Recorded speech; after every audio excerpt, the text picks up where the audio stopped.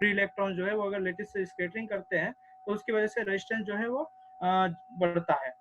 तो यहाँ हमारे पास सबसे बड़ी प्रॉब्लम क्या होती है कि नॉर्मली अगर हम वर्ल्ड वाइड देखें तो नॉर्मल जो अगर इलेक्ट्रिसिटी की जो एफिशिएंसी है, टोटल एफिशिएंसी, वो कहीं ना कहीं इस रेजिस्टेंस के बढ़ने की वजह से जो है कम होती है। तो पावर इलेक्ट्रॉनिक्स की हम बात करें या नॉर्मली जो इतने भी पावर जनरेशन इक्विपमेंट की बात करें तो वहां पर ये एफिशिएंसी जो है काफी मायने रखती है। तो अब सुपर कंडक्टर के होने से क्या फायदा होगा, सबसे बड़ी चीज ये है।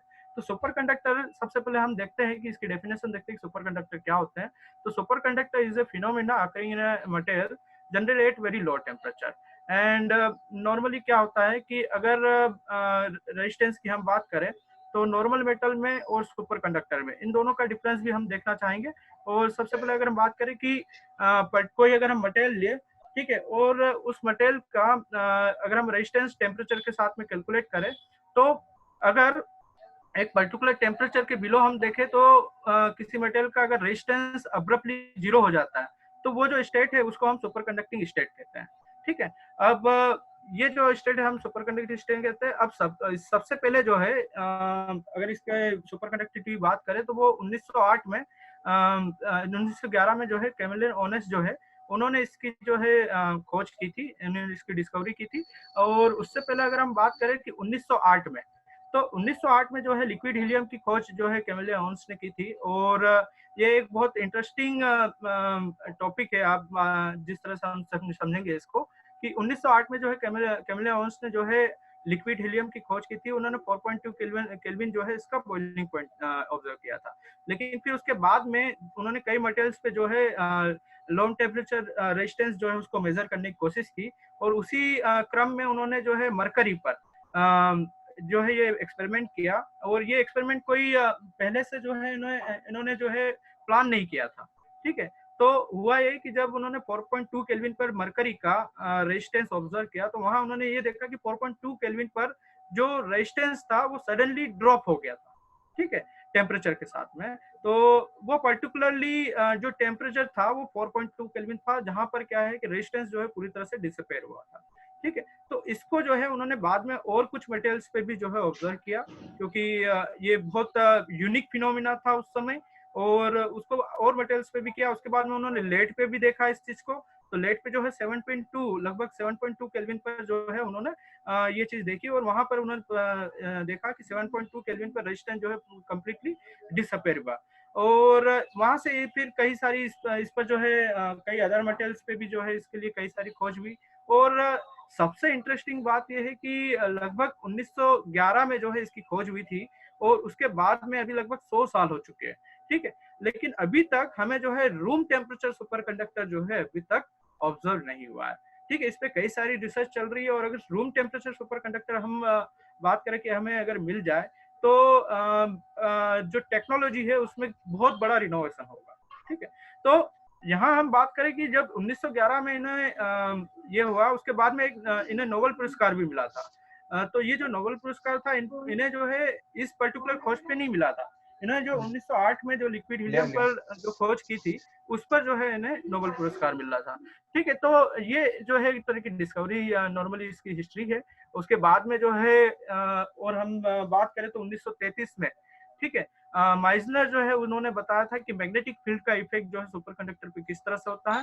फिर लंदन जो है फ्रिज एंड लंदन जो है उन्होंने ये बताया था कि नॉर्मली जो सुपर कंडक्टर की इलेक्ट्रोमैग्नेटिक थ्योरी जो है उसके बारे में उन्होंने बात की थी कि इलेक्ट्रोमैग्नेटिक या इलेक्ट्रोडायनेमिक जो है सुपर कंडक्टिविटी की वो किस तरह से होती है, वो सब उन्होंने बताया था। और बीसीएस जो थे उन्होंने जो है इसमें बहुत बड़ा रिनोवेशन किया। कहने का मतलब ये था कि नॉर्मली ये सुपर कंडक्टिविटी इतने सालों बाद भी, मतलब 1911 से 57 की आप बात करें, इतने सालों के बाद भी सुपर कंडक्टिविटी यह पता नहीं चल पा रहा था कि ये नॉर्मली फिनोमिना जो है ये किस वजह से है।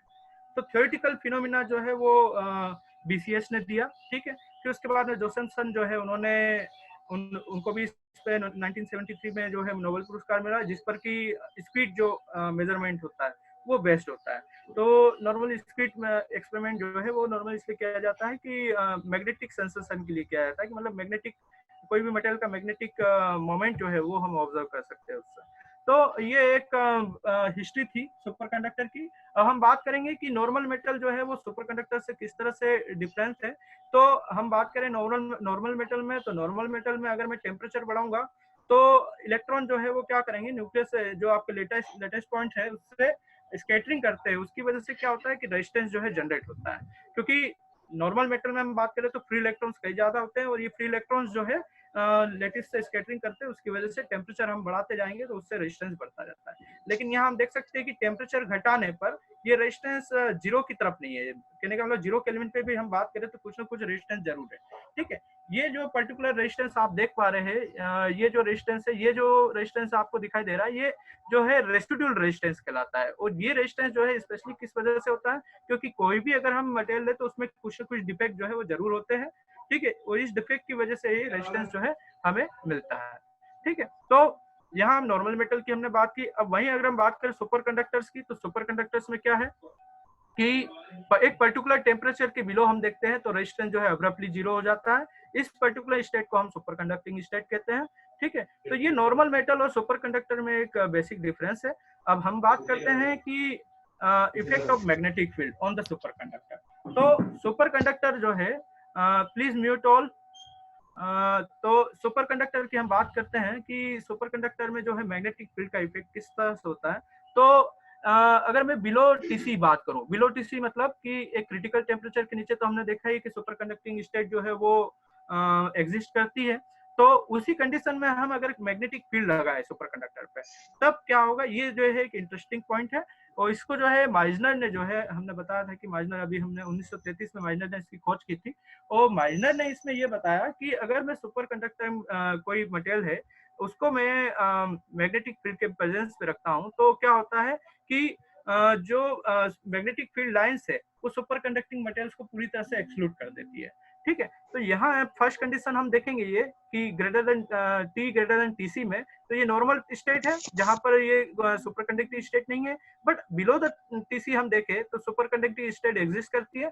और इसी कंडीशन में हमने क्या किया, मैग्नेटिक फील्ड अप्लाई किया इस सुपर कंडक्टर पर। और जब मैग्नेटिक फील्ड इस सुपर कंडक्टर पे अप्लाई किया तो क्या हो, हम देखते हैं कि ये जो मैग्नेटिक फील्ड लाइंस है ये पूरी तरह से सुपर कंडक्टर को एक्सक्लूड करती है। ठीक है, तो ये जो फिनोमिना है ये क्या कहलाता है, माइनर इफेक्ट कहलाता है। और नॉर्मली ये चीज है कि पर्टिकुलर इसकी लिमिट है फील्ड की, कि कितना फील्ड जो है वो सस्टेन कर सकता है एक सुपर कंडक्टर। और उसके अभाव जो है कुछ field, please be, please please ये आप म्यूट कर दीजिए, आप प्लीज म्यूट कर दीजिए, प्लीज प्रदीप बैरागी जी म्यूट कीजिए। जी जी बिल्कुल। तो एक पर्टिकुलर फील्ड की बात हम बात करें तो कुछ फील्ड तक जो है ये सस्टेन कर सकता है सुपर कंडक्टर। बट उस एक पर्टिकुलर फील्ड के बाद में हम बात करें तो क्रिटिकल फील्ड के बाद, तो ये स्टेट जो है सुपर कंडक्टिंग स्टेट जो है नॉर्मल स्टेट में चेंज होती है। ठीक है, और अब हम बात करते हैं कि इसी कंडीशन में हम बात करें कि अगर मैग्नेटिक फील्ड लाइन पूरी तरह से एक्सक्लूड करेगी तो सुपर कंडक्टर जो है वो किस तरह का मैग्नेटिज्म को सपोर्ट करेंगे। ठीक है, ये हम देखते हैं। तो नॉर्मली हम बात करें कि सुपर कंडक्टर जो है उसकी ससेप्टिबिलिटी क्या होती है, तो हमने देखा कि मैग्नेटिक फील्ड इंडक्शन जो है वो जो है बी जो है यहाँ पर जीरो होता है, क्योंकि पूरी तरह से फील्ड लाइन एक्सक्लूड होती है सुपर कंडक्टर से, तो बी जीरो हो जाएगा। और उस कंडीशन में हम बात करें तो ससेप्टिबिलिटी जो है वो -1 होती है। तो -1 जो ससेप्टिबिलिटी होती है वो किसके लिए जो है होती है, तो वो होती है परफेक्ट डायमैग्नेटिक के लिए। परफेक्ट डायमैग्नेटिक मटेरियल जो है वो पूरी तरह से जो है एक्सटर्नल मैग्नेटिक फील्ड जो इंटेंसिटी अगर हम परफेक्ट डायमैग्नेटिक मटेरियल पे लगाते हैं तो वो उसको पूरी तरह से कैंसल आउट करता है उसकी फील्ड लाइंस को। तो ये जो है परफेक्ट डायमैग्नेटिक मटेरियल होते हैं सुपर कंडक्टर्स। और यहाँ हमने ये चीज देखी। उसके बाद में हम बात करते हैं कि ऐसे कौन से इंपॉर्टेंट फैक्टर्स है जो कि सुपर कंडक्टिंग स्टेट को अफेक्ट करते हैं। तो हमने यहाँ देखा कि इसको हम ट्रायो बोलते हैं एक तरह से, कि यहाँ पे 3 चीजें जो है सुपर कंडक्टिंग इफेक्ट को जो है पूरी तरह से इफेक्ट करती है। जैसे क्रिटिकल टेम्परेचर, तो क्रिटिकल टेम्परेचर तो हमने ऑलरेडी देख ही चुका है कि एक पर्टिकुलर टेम्परेचर के बिलो जो है वो सुपर कंडक्टिंग स्टेट होती है। और उसके अभाव हम बात करें तो क्या होता है कि जो है नॉर्मल स्टेट में चेंज होता है। और अब अगर हम बात करें कि ये नॉर्मली लो टेम्परेचर पे हम सुपर कंडक्टर को ऑब्जर्व करते हैं, तो उसके लिए जो है कौन कौन से टेम्परेचर को अचीव कैसे करेंगे। तो ये जो टेम्परेचर अचीव होता है वो लिक्विड नाइट्रोजन या लिक्विड हीलियम के थ्रू हो सकता है। अगर हम बात करें लिक्विड नाइट्रोजन तो इसका बॉइलिंग पॉइंट 73 केल्विन है। तो इस तरह के अगर कोई हाई टेम्परेचर सुपर कंडक्टर है उसके लिए हम लिक्विड नाइट्रोजन यूज करते हैं, और वहीं हम बात करें लो टेम्परेचर सुपर कंडक्टर तो उसके लिए हम जो है लिक्विड हीलियम जो है यूज करते हैं। ठीक है, तो यहाँ हम देख सकते हैं कि टेम्परेचर के साथ में जो है सुपर कंडक्टिंग इफेक्ट जो है वो पूरी तरह से डिपेंड करती है। और यहाँ देख सकते हैं हम डिफरेंट डिफरेंट मेटल्स है, उनके different different super critical temperature है। और यहाँ हम देख सकते हैं कि टीन जो है उसका 3.7 किलो, और ये कुछ आप ऑक्साइड्स देख रहे हैं, कंपाउंड्स देख रहे हैं, ये पर्टिकुलर कंपाउंड्स के जो है वो क्रिटिकल टेम्परेचर काफी ज्यादा है, 125 केल्विन। इस तरह के जो सुपर कंडक्टिंग मेटल्स है उनको हम क्या कहते हैं, high temperature super conducting metal कहते हैं। और इसके अलावा कौन कौन से और इफेक्ट है, तो क्रिटिकल फील्ड है। तो क्रिटिकल फील्ड हमने देखा कि एक above the value of an externally applied magnetic field, a superconducting if state is become in a non superconducting state, तो इसको जो है हम क्रिटिकल मैग्नेटिक फील्ड को जो है SC equal to H0 1 minus T/Tc से के होल स्क्वायर से देते हैं। तो नॉर्मली ये पैराबोलिक इफेक्ट दिखाई दे रहा है यहाँ पर। तो इसका जो प्लॉटिंग है वो क्या होगा कि एक पर्टिकुलर टेम्परेचर के बिलो जो है वो सुपर कंडक्टिंग स्टेट होगी, अब हम देखेंगे तो नॉर्मल स्टेट में ये चेंज होगा। वहीं हम बात करें कि यहाँ कुछ मटेरियल्स आपको दिखाई दे रहे हैं जिनके क्रिटिकल मैग्नेटिक फील्ड है, मतलब 198 मिली टेस्ला नायोबियम का है। तो इसका मतलब ये हुआ कि इस 190 मिली टेस्ला के बिलो जो है वो सुपर कंडक्टिंग स्टेट होगी। और वहीं हम बात करें कि about this particular value this superconducting state will be change in the normal state. Okay, so यहाँ हम देख सकते हैं कि कुछ मटेरियल्स जो है उनका काफी ज्यादा क्रिटिकल मैग्नेटिक फील्ड है, और कुछ मटेरियल्स है उनका काफी कम क्रिटिकल मैग्नेटिक फील्ड है। Please mute all. ये जो भी अगर बीच में आवाज आ रही है, अगर ये ज्यादा आवाज हो रही है तो प्लीज इन्हें रिमूव कर दीजिए। Please remove this guys because he is disturbing to all. Okay, please remove this guys, either mute him or her, और या तो आप उनको रिमूव कर दीजिए, क्योंकि हमें जो है इस तरह से काफी डिस्टरबेंस होगा। ओके, तो अभी हम यहाँ बात कर रहे थे कि क्रिटिकल मैग्नेटिक फील्ड जो है वो डिफरेंट डिफरेंट मटेरियल्स के लिए अलग अलग होता है। तो ये हमने बात की। अब यहाँ हम बात करते हैं कि करंट डेंसिटी। देखिए, एक बहुत इंपॉर्टेंट चीज हम आपको बताएंगे कि सुपर कंडक्टिंग स्टेट में हमने बोला कि करंट जो रेजिस्टेंस है वो जीरो की तरफ होता है, और इसके अलावा जो करंट डेंसिटी है या करंट है वो इंफिनिटी होती है। ठीक है, तो ये जो है नॉर्मली हम बात करते हैं, बट अगर हम यहाँ देखें कि करंट अगर इंफिनिटी हुई तो करंट के साथ में कुछ मैग्नेटिक फील्ड भी जनरेट होती है। ठीक है, अगर ये जो है मतलब अगर करंट अगर जनरेट हो रही है तो उसके साथ में मैग्नेटिक फील्ड जो है वो भी ह्यूज जनरेट होगी। और हमने देखा कि अगर मैग्नेटिक फील्ड जनरेट होती है तो ये जो है मैग्नेटिक फील्ड जो है सुपर कंडक्टिंग स्टेट को पूरी तरह से अफेक्ट करती है।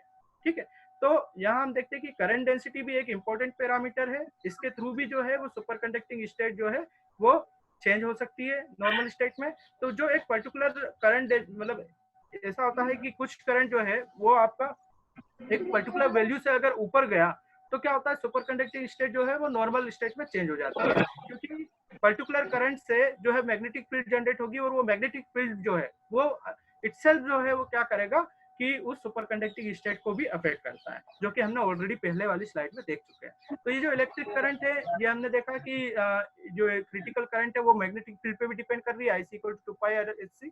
अगर हम कोई सुपर कंडक्टिंग वायर है उसके लिए क्रिटिकल करंट डेंसिटी देखेंगे तो ये IC = 2πr/hc होता है। अब एक सबसे इम्पोर्टेंट चीज ये है कि जब 1911 में जो है Hg पर जो है कैमिलिओन्स ने जो है सुपर कंडक्टिंग स्टेट जो है वो देखा था। उसके बाद में जो है कुछ सालों बाद जो है लेड पर सुपर कंडक्टिंग स्टेट जो है कैमिलिओन्स ने देखा था, और उसी बाद में उन्होंने एक ऑब्जर्वेशन और उस पर देखा कि पर्टिकुलरली जैसे लेड जो था उस पर सुपर कंडक्टिंग स्टेट जो थी उसके लिए उन्होंने देखा कि करंट कुछ फ्लो हो रहा था, लेकिन एक साल बाद उन्होंने वापस आकर देखा कि वो करंट में क्या चेंज हुआ। ठीक है, तो उन्होंने ये ऑब्जर्व किया कि जो करंट जो फ्लो था उसका करंट का जो फ्लो है वो उस एज इट इज रहा आफ्टर ऑल 1 ईयर। ठीक है, तो मतलब परसिस्ट करंट, ये जो स्टडी थी इसको उन्होंने कहा परसिस्ट करंट का। परसिस्ट करंट का मतलब ये होता है कि सुपर कंडक्टिंग स्टेट में एक सबसे अच्छी प्रॉपर्टी ये होती है कि वो जो करंट जनरेट होता है वो लॉन्ग टाइम तक जो है एज इट इज रहता है। ठीक है, तो ये जो स्टेट है सुपर परसिस्ट करंट कहते हैं इसे हम। और ये जो है अगर इस चीज को हम बात करें कि रूम टेम्परेचर अगर सुपर कंडक्टर्स हमें ऑब्जर्वेशन हो तो सबसे अच्छा एप्लीकेशन इसका ये होगा कि आप एक बार अगर मोबाइल को जो है चार्ज करो, ठीक है, तो वो लॉन्ग टाइम तक जो है, अगर सुपर कंडक्टिंग स्टेट का हम यूज करें वहां पर, तो मटेरियल्स का यूज करें, तो वो लॉन्ग टाइम तक जो है हमें जो है फिर से चार्ज करने की जरूरत नहीं पड़ेगी उसका। ठीक है, तो ये एक बहुत इंपॉर्टेंट पैरामीटर्स है। ठीक है, इसके बाद में हम बात करते हैं कि ये जो हमने बात की कि भाई जो मैग्नेटिक फील्ड है इसका सुपर कंडक्टर्स पे इफेक्ट क्या था, तो हमने देखा कि माइजनर ने जो है ये बताया कि अगर मैं सुपर कंडक्टिंग मटेरियल्स पर कुछ मैग्नेटिक फील्ड लगाता हूँ, तो क्या होता है कि वो पूरी तरह से मैग्नेटिक फील्ड लाइंस को एक्सक्लूड कर देता है। तो उसी ऑब्जर्वेशन में जो है दो तरह के जो है सुपर कंडक्टर्स को हम देखते हैं। ठीक है, और उसमें हम कहते हैं इसे टाइप 1 और टाइप 2 सुपर कंडक्टर्स। और अगर हम बात करें टाइप 1 सुपर कंडक्टर्स, तो टाइप 1 सुपर कंडक्टर्स क्या होते हैं, जो कि पूरी तरह से माइनर इफेक्ट को फॉलो करते हैं। माइनर इफेक्ट मतलब कि आपने जो भी मैग्नेटिक फील्ड लगाया सुपर कंडक्टर्स पे, वो पूरी तरह से उस मैग्नेटिक फील्ड लाइंस को एक्सक्लूड कर देगा। कहने का मतलब बी जो है वो जीरो हो जाएगा और परफेक्ट डायमैग्नेटिक होगा। तो टाइप 1 सुपर कंडक्टर जो है परफेक्ट डायमैग्नेटिक होता है। ठीक है, और इसके अलावा टाइप 2 सुपर कंडक्टर है।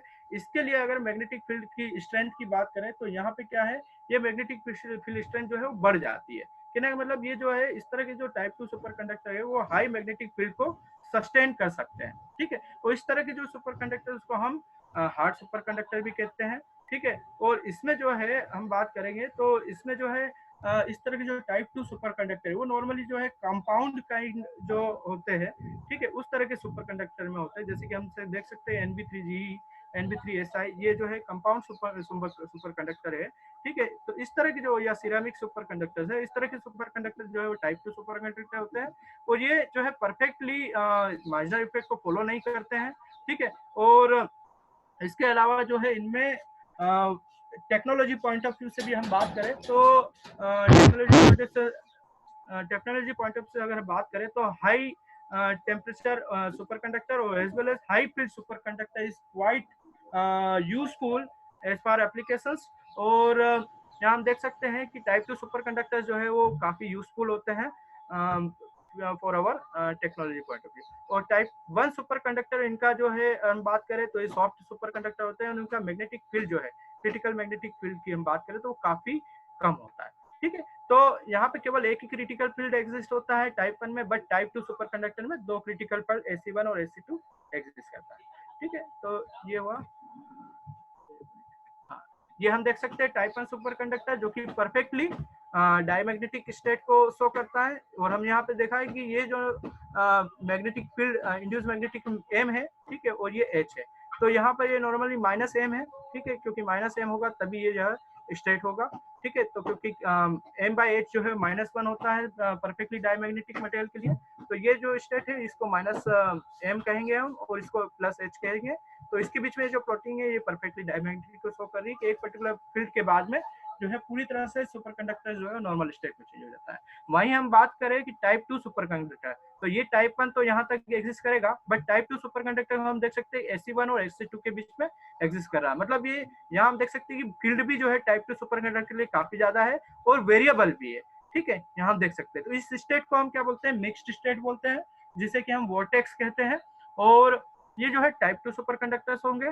ठीक है, और नॉर्मली हमने ऑर्डर इसके बारे में काफी कुछ डिस्कस कर चुके हैं। तो ये टाइप 1 और टाइप 2 सुपर कंडक्टर्स है। Please be silent. चल रही क्लास। ओके, सो अभी हमने जो है मैग्नेटिक फील्ड का इफेक्ट जो है, प्लीज बी साइलेंट। अभी हमने जो है मैग्नेटिक फील्ड का इफेक्ट जो है सुपर कंडक्टर्स पे देखा। अब हम उसके बाद में इलेक्ट्रोडायनेमिक्स ऑफ सुपर कंडक्टर्स देखेंगे। तो देखिए ये जो है नॉर्मली सुपर कंडक्टर जब उसकी डिस्कवरी हुई उसके बाद में इसकी काफी ज्यादा जो है साइंटिस्ट इसके और जो है अट्रैक्ट हुए, क्योंकि इसके जो एप्लीकेशन है वो काफी वाइड है और काफी इम्पोर्टेंट है for our future as well as present technology. तो इसके बाद में जो है इलेक्ट्रोडायनेमिक्स ऑफ सुपर कंडक्टर्स जो है उसमें हम बात करें तो लंदन जो साइंटिस्ट उन्होंने जो है सुपर कंडक्टर्स पे जो है इलेक्ट्रोडायनेमिक का थ्योरी जो है वो दी गई। और इसमें इन्होंने सबसे पहले जो है टू फ्लूइड मॉडल जो है वो यूज किया। और टू फ्लूइड मॉडल का मतलब ये होता है कि सुपर कंडक्टर जो है उसमें दो तरह के इलेक्ट्रॉन्स जो है वो एग्जिस्ट करेंगे, एक तो सुपर इलेक्ट्रॉन्स और दूसरा जो है नॉर्मल इलेक्ट्रॉन्स। ठीक है, तो सुपर इलेक्ट्रॉन्स क्या कहलाते हैं, जो कि क्या होते हैं कि एक पर्टिकुलर क्रिटिकल टेम्परेचर के नीचे हम बात करें तो सुपर इलेक्ट्रॉन्स जो है वो रहते हैं, और जैसे जैसे हम क्रिटिकल टेम्परेचर की ओर आते हैं तो वो इलेक्ट्रॉन जो है नॉर्मल इलेक्ट्रॉन्स में चेंज होते हैं। तो अब सुपर इलेक्ट्रॉन्स की हम बात करें तो ये किस तरह के इलेक्ट्रॉन्स होते हैं जिसमें कोई स्कैटरिंग नहीं होती है, जीरो एंट्रोपी। अगर स्कैटरिंग नहीं हुई तो सीधी सी बात है रैंडमनेस काफी कम हो जाएगी, जिससे कि जीरो एंट्रोपी होगी, और उसकी वजह से कोहेरेंट लेंथ जो है वो ज्यादा दूरी तक जो है वो बनी रहती है। कोहेरेंट लेंथ हम देखेंगे बाद में कि नॉर्मली कुपर पेयर की जो डिस्टेंस है, कुपर पेयर जो जहां तक की तय करते हैं वो कोहेरेंट लेंथ कहलाती है। और सुपर कंडक्टर जो सुपर इलेक्ट्रॉन और जो टेम्परेचर के साथ में किस तरह से चेंज होंगे, तो उसके लिए हम ये एक्सप्रेशन यहाँ पे देख सकते हैं। अब हम बात करेंगे कि लंदन इक्वेशंस की। लंदन ने जो है दो इक्वेशंस दी थी, लंदन इक्वेशन 1 और लंदन इक्वेशन 2। तो अभी हम ये हम ऑलरेडी डिस्कस कर चुके हैं यहाँ पर, इसका आगे बढ़ते हैं। अब देखिए लंदन के फर्स्ट इक्वेशंस और सेकंड इक्वेशंस की हम बात करते हैं। तो हम यहाँ देखेंगे एक सबसे इंपॉर्टेंट चीज देखते हैं कि नॉर्मल कंडक्टर्स में क्या होता है। नॉर्मल कंडक्टर में हम बात करें कि जो अगर करंट डेंसिटी की बात करें तो जे इक्वल टू क्या होता है, सिग्मा ई होता है। ठीक है, अब यहाँ हम बात करें कि जे इक्वल टू सिग्मा ई हो गया, और रो में अगर इसको चेंज करें तो ई इलेक्ट्रिक फील्ड जो है वो रो इंटू जे होता है। ठीक है, अब हमने यहाँ क्या देखा कि रेजिस्टिविटी जो है वो क्या होती है, जीरो होती है। ठीक है, एक नॉर्मल अगर मैं कंडक्टर्स की बात करूं, अगर वहां रेजिस्टिविटी जीरो होती है नॉर्मल में, तो क्या होता है, इलेक्ट्रिक फील्ड भी जीरो हो जाता है। तो अगर इलेक्ट्रिक फील्ड जीरो होगा तो उसकी कंडीशन में जो है वो क्या होगा, जेएन भी जीरो हो जाता है। बट प्लीज यहाँ पे बहुत आवाज आ रही है। ओके, और अगर यहाँ हम बात करें कि नॉर्मल सुपर कंडक्टर्स की बात करें तो हमने देखा है इलेक्ट्रिक फील्ड क्या होता है, normal J equal to sigma E होता है, तो इसके करस्पॉन्डिंग इलेक्ट्रिक फील्ड हम निकालेंगे तो इलेक्ट्रिक फील्ड जो है रो इंटू जे होता है। अब यहाँ सुपर कंडक्टर में हम देखते हैं कि जे जो इलेक्ट्रिक फील्ड है वो जीरो है, तो इसके कंडीशन में यहाँ पे जो जे है वो कांस्टेंट होता है। वो किस तरह से होता है वो अभी हम देखते हैं। ठीक है, तो नॉर्मली इक्वेशन ऑफ मोशन हम देखेंगे सुपर इलेक्ट्रॉन्स का सुपर कंडक्टिंग इफेक्ट के लिए, तो m equal to D by D T है, और ये जो है फोर्स है, तो ये पर्टिकुलर इलेक्ट्रॉन जो है इसके लिए ई इंटू ई जो है उसके इक्विवेलेंट होगा।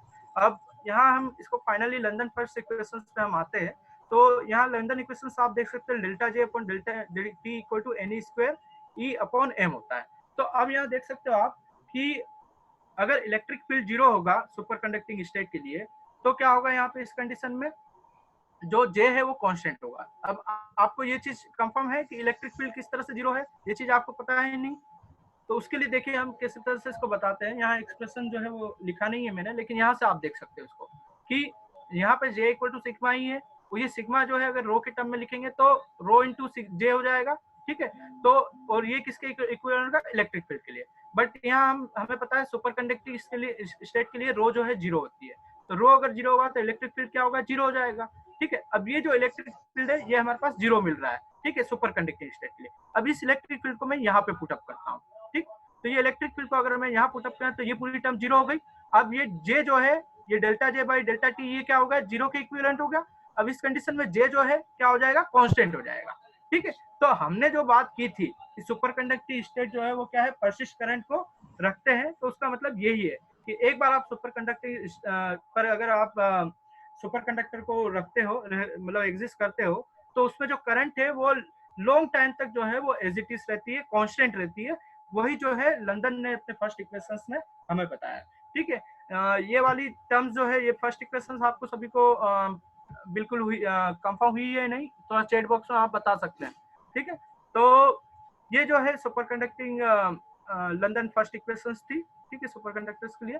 अब लंदन सेकेंड इक्वेशंस क्या बताता है ये देखते हैं हम। तो नॉर्मली इसमें हमने मैक्सवेल इक्वेशंस यूज किया है। ठीक है, तो मैक्सवेल इक्वेशन जब हम del cross E equal to minus del B by del T हम यूज करेंगे, तो इस कंडीशन में जो अभी हमने देखा कि इलेक्ट्रिक फील्ड तो सुपर कंडक्टिंग स्टेट के लिए जीरो होता है। अब इस कंडीशन में यहाँ बात करें कि बी जो है, डेल्टा बी डेल्टा टी जो है वो इक्विवेलेंट टू जीरो हो गया, मतलब बी इक्वल टू कांस्टेंट हुआ। अब यहाँ अगर इलेक्ट्रोडायनेमिक थ्योरी के अकॉर्डिंग देखे तो मैग्नेटिक फील्ड जो है वो कांस्टेंट होती है। ठीक है, लेकिन माइजनर क्या बोल रहे थे, माइजनर तो ये बोल रहे थे कि भैया जब अगर मैं सुपर कंडक्टर लेता हूँ और उसमें मैग्नेटिक फील्ड अप्लाई करूँ तो क्या होगा कि उसमें जो है पूरी तरह से सुपर कंडक्टिंग स्टेट जो है वो पूरी नॉर्मल स्टेट में चेंज हो जाती है, या मैग्नेटिक फील्ड लाइन पूरी तरह से एक्सक्लूड करता है। ठीक है, सुपर कंडक्टर। तो वहां पर बी जो है हमने जीरो देखा था, तो यहाँ पे एक आपको दिख रहा है कि यहाँ कुछ ना कुछ जो है वो चेंज जरूर है। कहने का मतलब यहाँ पर आपको दिखाई दे रहा है कि कुछ ना कुछ डिस्पेरेंसी दिख रही है आपको। अब इस चीज को हम जो है मैक्सवेल इक्वेशंस के थ्रू जो है सॉल्व करते हैं, और फाइनली यहाँ हम वेक्टर पोटेंशियल का भी यूज करते हैं। और इसको यूज करने के बाद में हम देखते हैं ये जो जेएस है, हम ये लंदन सेकंड इक्वेशन देखते हैं, तो जेएस जो है वो किसके प्रोपोर्शनल है, वेक्टर पोटेंशियल जो है मैग्नेटिक वेक्टर पोटेंशियल उसके प्रोपोर्शनल है। तो यहाँ हमें दिखाई दे रहा है कि जो करंट डेंसिटी है वो कहीं ना कहीं मैग्नेटिक फील्ड के जो है वो प्रोपोर्शनल है।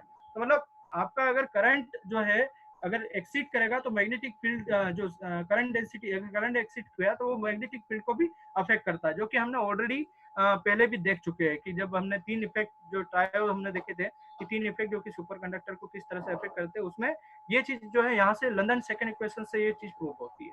ठीक है, तो ये लंदन फर्स्ट इक्वेशन और सेकंड इक्वेशन जो है हमें इन दो चीजों के बारे में बताती है। पहली चीज तो ये है कि आफ्टर ऑल इलेक्ट्रिक फील्ड अगर जीरो है, ठीक है, तो उस कंडीशन में जो है करंट जो है वो क्या है, करंट डेंसिटी जो है वो कांस्टेंट होती है। वहीं मैं बात करूँ नॉर्मल कंडक्टर्स के लिए, तो नॉर्मल कंडक्टर्स के लिए क्या होता है कि इलेक्ट्रिक फील्ड अगर जीरो हो जाता है तो करंट भी पूरी तरह से जीरो हो जाती है। ठीक है, ये हमने यहाँ पे देख सकते हैं, क्योंकि इस फॉर्मूला से आप कंप्लीटली देख सकते हैं इलेक्ट्रिक फील्ड जीरो रखो तो ये जी भी जीरो हो जाता है। बट वही सुपर कंडक्टिंग स्टेट की हम बात करते हैं तो ये पूरी तरह से चेंज है। यहाँ पर आप देख सकते हो कि इलेक्ट्रिक फील्ड जीरो होने पर करंट जो है वो कांस्टेंट होती है। तो ये तो आपको पहली इक्वेशन से पता चलता है, और वही दूसरी इक्वेशन आपको बताती है कि जो करंट डेंसिटी है वो पूरी तरह से मैग्नेटिक फील्ड पे डिपेंड करती है। और उसके बाद में जब एम्पियर्स लॉ हम देखते हैं यहाँ पर, तो अभी हमें ये नहीं पता है कि ये जो मैग्नेटिक फील्ड जो है वो आपका डिपेंड तो कर रही है करंट डेंसिटी पे, इसके अलावा ये नहीं पता चल रहा है कि ये मैग्नेटिक फील्ड जो है वो किस अगर मैं सुपर कंडक्टिंग पे मटेरियल पे लगाता हूँ तो वहां पर ये मैग्नेटिक फील्ड किस तरह से वेरी करेगी। कहने का मतलब सरफेस पे उसका बिहेवियर कैसा होगा या अंडर द मटेरियल जो है वो बिहेवियर किस तरह से होगा। तो वो चीज जो है वो जो एक्सपेरिमेंटली भी हो, उसके अलावा थियोरेटिकल तो लंदन ने बताया, इसके अलावा एक्सपेरिमेंटली भी प्रूफ हुआ। तो माइजनर जो बात कर रहे हैं कि भैया मैग्नेटिक फील्ड जो है अगर मैं सुपर कंडक्टिंग स्टेट पे लगाता हूँ तो पूरी तरह से जीरो हो जाता है, वो कहीं ना कहीं पूरी तरह से एक्सपेरिमेंटली फिट नहीं होता है। ठीक है, जिसे लंदन ने बताया, तो लंदन ने यहाँ पे बताया कि जो मैग्नेटिक फील्ड हम देख सकते हैं with respect to distance in superconductor is very exponential decay. तो यहाँ एक्सपोनेंशियली जो है वो मैग्नेटिक फील्ड जो है लेंथ के साथ में डिके होती है। ठीक है, तो ये चीज जो है लंदन ने बताया था कि सुपर कंडक्टिंग स्टेट में मैग्नेटिक फील्ड जो है डिस्टेंस के साथ में इस तरह से वेरी होती है। सरफेस पे मैक्सिमम होगी और उसके बाद में जिस तरह से हम अंदर जाएंगे, जिस तरह से लेंथ डेप्थ में हम जाते जाएंगे, तो सुपर मैग्नेटिक फील्ड स्ट्रेंथ जो है वो कम होती जाती है।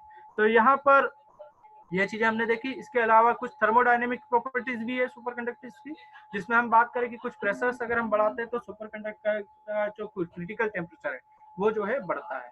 ठीक है, तो मतलब प्रेशर पे डिपेंडेंस है। ठीक है, लेकिन ये नॉर्मली एक्सपेरिमेंटल ऑब्जर्वेशन है, और इसके अलावा कई सारी इसमें साइंटिफिक स्टडीज जो है वो अलग अलग तरह की निकल के आती है। तो उस on that particular basis we generalise that कि प्रेशर के साथ में जो है क्रिटिकल टेम्परेचर जो है वो बढ़ता है। और एंट्रोपी की बात करें तो क्रिटिकल टेम्परेचर के नीचे हम बात करें तो एंट्रोपी की जो है वो काफी लो होती है, क्योंकि सीधी सी बात है यहाँ पर सुपर इलेक्ट्रॉन्स होते हैं और ये सुपर इलेक्ट्रॉन जो है स्कैटरिंग नहीं करते हैं, और इस वजह से एंट्रोपी जो है वो काफी कम होती है सुपर कंडक्टर्स की। क्योंकि एंट्रोपी क्या है, एंट्रोपी एक रेंडमनेस है एक तरह की।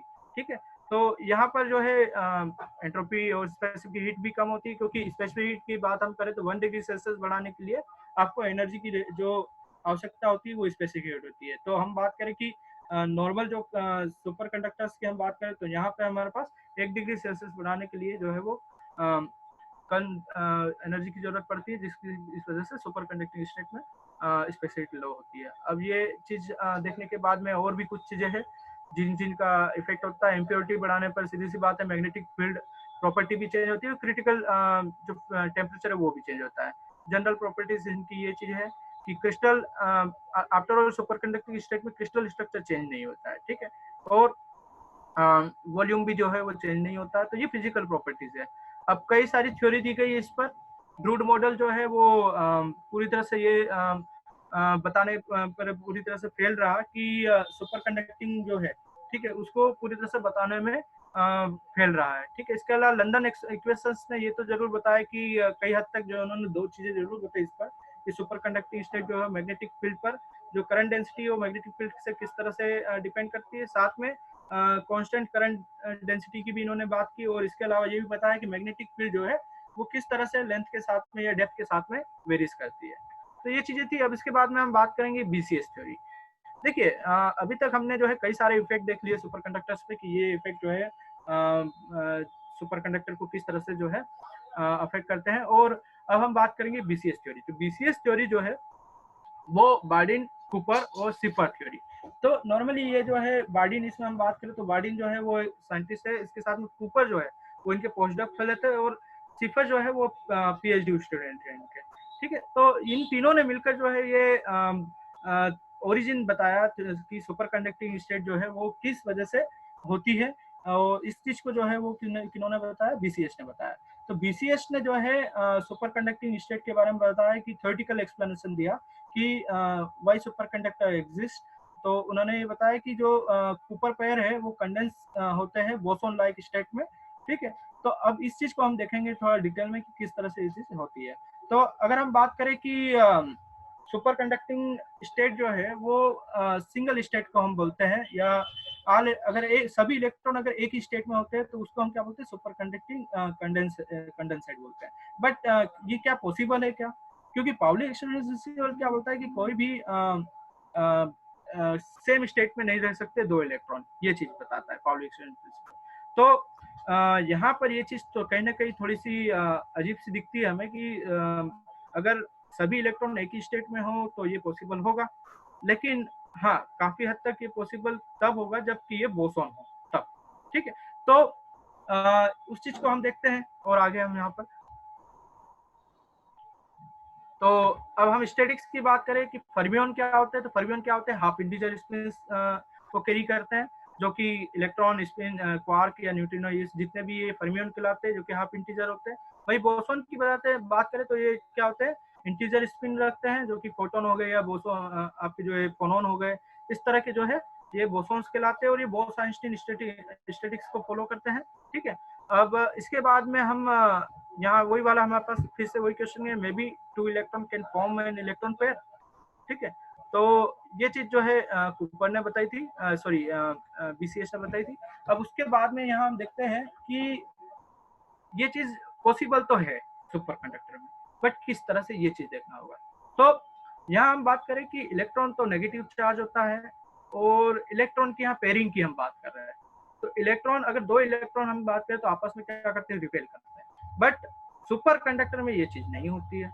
सुपर कंडक्टर जो है वो अलग तरह की स्टेट रखते हैं। ठीक है, तो सुपर कंडक्टर में अगर दो इलेक्ट्रॉन की बात करें तो वो आपस में अट्रैक्ट करते हैं। ये बहुत अजीब सी बात आपको सुनने में आई होगी कि ये किस तरह से होता है ये चीज, कि सुपर कंडक्टिंग स्टेट में दो अगर इलेक्ट्रॉन है तो वो आपस में अट्रैक्ट कर रहे हैं।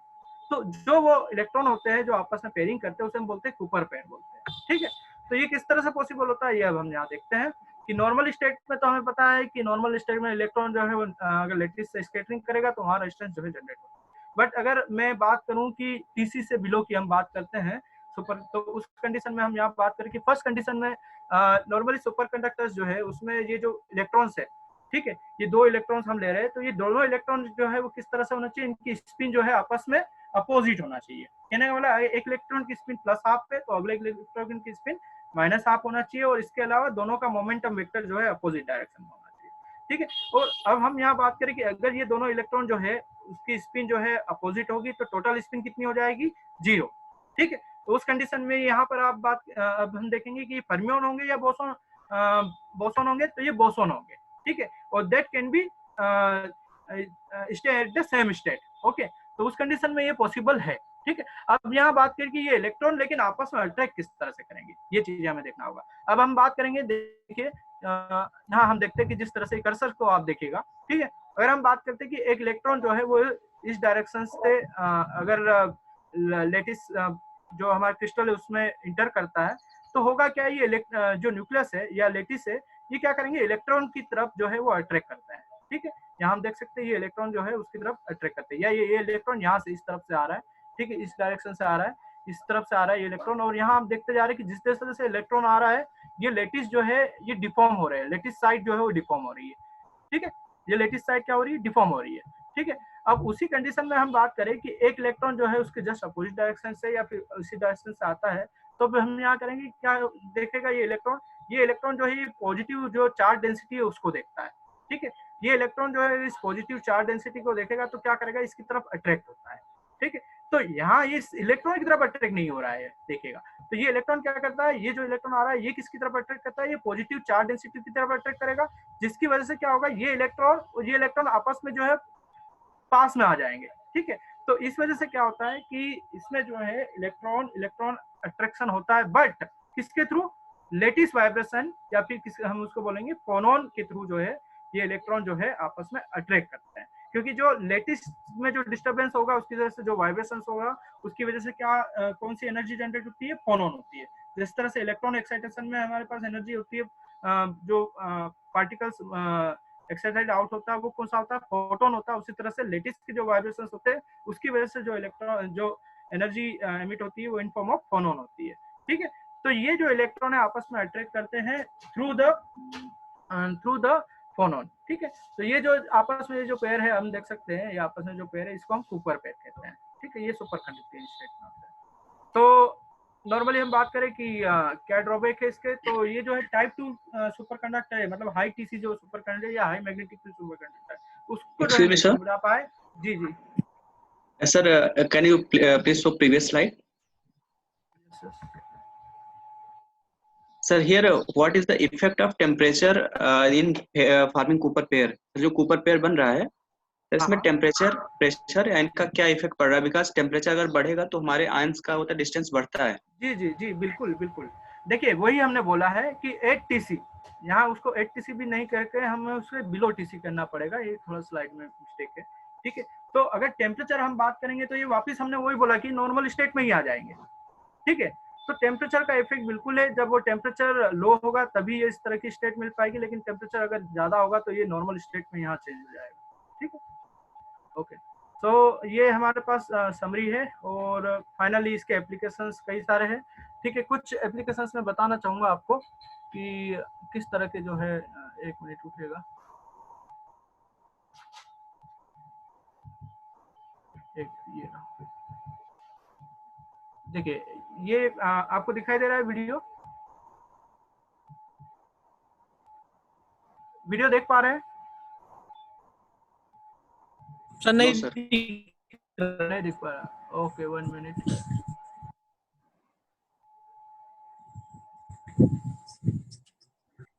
एक मिनट, हाँ अब शायद दिखेगा, अब दिख पा रहा है? Yes sir, we can see. Okay okay, यहाँ आपने देखा है कि Yes, sir. काफी छोटा वीडियो था, लेकिन आप इसमें देख सकते हैं, ये यहाँ पे देखिए आप ये चीज, ये स्टेट क्या है, ये कौन सा फिनोमिना है, ये माइनर इफेक्ट है, जिसमें हमने देखा था कि जब मैग्नेटिक फील्ड जैसे ये सुपर कंडक्टर्स है, ठीक है, ये जो नीचे आप देख पा रहे हैं ये सुपर कंडक्टर्स है, उसको हमने लिक्विड नाइट्रोजन के प्रेजेंस में जो है कूल किया है, ठीक है। तो वो टीसी के बिलो अगर है यहाँ पर तो सुपर कंडक्टिंग स्टेट है, बट यहाँ हम देखते हैं ये एक मैग्नेट हमने इसके पास में लेके आ रहे हैं, तो मैग्नेट जब इसके पास में आते हैं तो ये क्या होता है, पूरी तरह से इसको एक्सक्लूड कर रहा है, ठीक है। तो यहाँ जो ये मैग्नेटिक फील्ड लाइन अगर इसको एक्सक्लूड कर रही, तो इस कंडीशन में क्या होगा कि ये सुपर कंडक्टर्स जो है वो क्या करेंगे, लेविटेट करेंगे, कहने का मतलब ऊपर ही उठ के रहेंगे, ठीक है। इस स्टेट को हम क्या बोलते हैं, मैग्नेटिक लेविटेशन भी कहते हैं, ठीक है। एक और वीडियो में बताना चाहूंगा आपको। सर यहाँ पे सर एक चीज मैं कहना चाहता हूँ। जी बोलिए सर, यहाँ पे हम लोगों ने अपने कॉलेज में एक्सपेरिमेंट किया था जिसमें हम लोगों ने एक सुपर कंडक्टर और ये मैग्नेटिक मटेरियल यूज किया था, लिक्विड नाइट्रोजन यूज करके, जो आपने शो किया है। हमने सर इसको प्रैक्टिकली सर बनाया था। ओके और सर इसके साथ हम लोग मैगलेब ट्रेन पे काम कर रहे थे, जिससे कि हमारी मैगलेब ट्रेन कैसे उसको हम फ्लोट करके उसको रन करा सकते हैं। ओके सर हम उसको सर हम लोग रन नहीं करा पाए थे, हमारा प्रोजेक्ट वहीं पे फेल हो गया था। हम लोग उसको लेविएट करा दिया था, अराउंड 1 सेंटीमीटर लेविएट कर रहा था, okay okay okay okay but running नहीं करा था। तो सर इसका और भी कोई इफेक्ट होता है, मतलब किस इसको तरह का, कैसे मतलब मींस इसको हम मोशन कराते हैं, सर वो स्टेबल पोजीशन में है, सर इसको हम लोग मोशन भी कैसे करा सके, तो इसमें क्या सर कोई फिजिक्स लगती है? इसमें जो है नॉर्मली हम बात करें तो इस कंडीशन में तो ये होना ही चाहिए, क्योंकि एक वीडियो में और आपको बताता हूँ, उससे आपको और थोड़ा क्लियर होगा, ठीक है। इसमें कोई ज्यादा चेंज होना नहीं चाहिए, क्योंकि नॉर्मली आप सुपर कंडक्टर, आपने मैग्नेट लिया होगा, ठीक है, उस मैग्नेट पर फिर आपने जो है वो सुपर कंडक्टर्स जो है उसको सस्टेन किया होगा, तो उस कंडीशन में वो होना चाहिए, क्योंकि मैग्नेटिक फील्ड लाइंस जो जनरेट होगी वो क्या करेगा, पूरी तरह से सुपर कंडक्टर को एक्सक्लूड करता है, तो उस कंडीशन में वो चीज होना ही चाहिए। नहीं हो रहा है, कोई ना कोई टेक्निकल पॉइंट होगा, उसको थोड़ा आप देखिएगा, या तो टेम्परेचर आपने उतना अचीव नहीं किया होगा, क्योंकि नॉर्मली सुपर कंडक्टिव स्टेट जो है वो ट्रांजिशन अगर टेम्परेचर पर हम आएंगे तो कहीं ना कहीं उसका इफेक्ट जरूर होगा, तो वो चीज कहीं ना कहीं अटेंड नहीं हो पा रही होगी, इस वजह से ऐसा हो सकता है। एक वीडियो और है, वो मैं थोड़ा सा आपको बताता हूँ, देख पा रहे हैं? Yes sir. ओके ओके, ये देखिए मैग्लेव ट्रेन का ही एक एग्जांपल है। इसमें हम देख पा रहे हैं कि मैग्लेव ट्रेन जो है वो सतह से थोड़ी उठी हुई होती है, ठीक है। ये ऐसा फिनोमिना क्यों हो पाता है उसका हम रीजन यहाँ देखेंगे।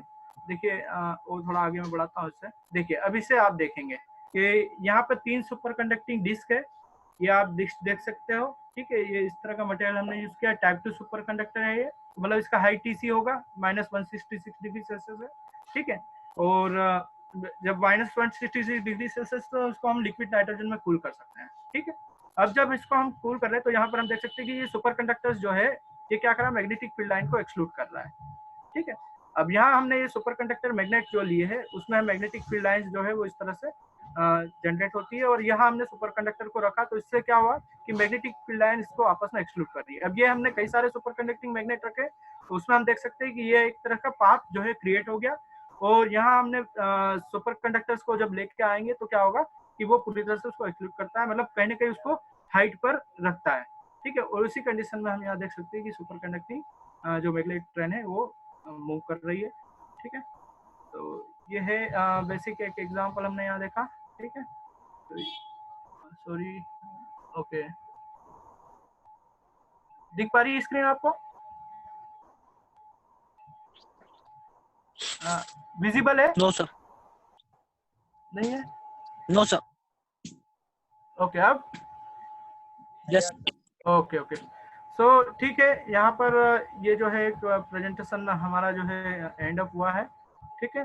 तो ये कुछ एप्लीकेशंस है और ये finally comes out to complete. So thank you very much to listen all people, all students which comes from other state as well as MP. तो ये आज का हमारा प्रेजेंटेशन था, और इसके अलावा जो है आप मेरे कुछ लेक्चर्स जो है एटॉमिक फिजिक्स के लेक्चर भी जो है यूट्यूब पे भी देख सकते हैं।